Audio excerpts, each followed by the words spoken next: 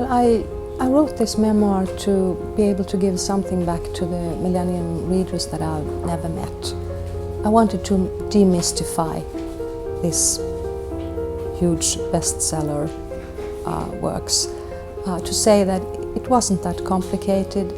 These were the key elements from a real life that went into it, and sort of inspire people to look at their own lives and hopefully start writing.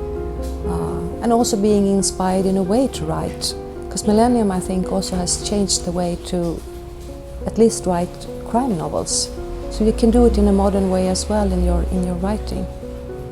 And I also wanted to pay respect to Stieg, that he's not become this superhero or this lone hero or this forever struggling journalist or political activist or something, but somebody who was loving and generous and extremely funny and a good guy.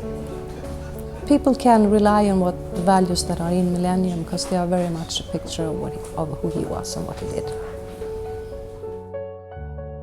Since his sudden death in 2004, Stieg Larsson has become one of the most famous and celebrated authors in the world. There's a new book about him by someone who knew him better than anyone else. It's called There Are Things I Want You to Know About Stieg Larsson and Me, and it's by Eva Gabrielsson, and I'm going to ask you right off the bat how we should actually pronounce your name in Swedish. In Swedish you'd say Eva Gabrielsson, but that's the Swedish pronunciation. If I myself would say it in English, I'd say Eva Gabrielsson.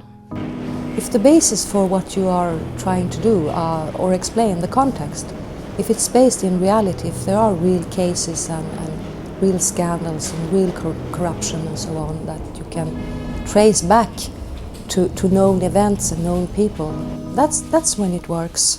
That's part of when it works. But I also think you need to have heroes that you can identify with. Heroes that are modern, like they are in Millennium. Heroes that aren't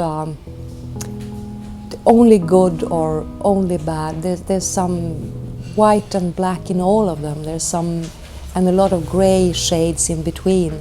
Even the good guys are sometimes doing some very questionable things or having very questionable ideas.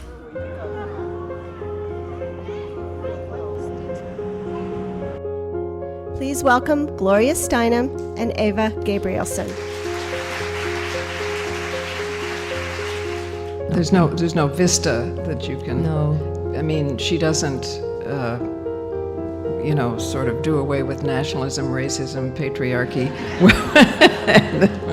Well, I think she'll try. All right, I thank you for being here, and I thank you for being here.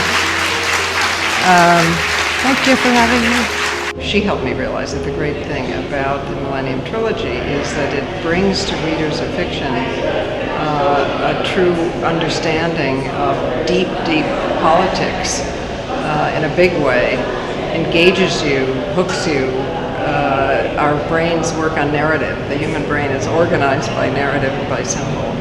So it will make many more people both aware of injustice and understand that the injustice they are experiencing is not their fault.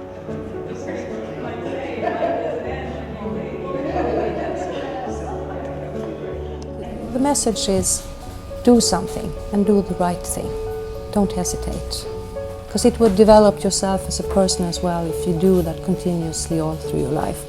And I do think that's how we built societies long time ago anyway, so it's in our nature. It's nothing that's strange to us really, it's just that we're sort of forgotten. If they see injustice, act. If it's right in front of them on the street, do something then and there. If it's your neighbor, do something then and there. Don't wait for somebody else to do something, but act now and be proud of what you're doing.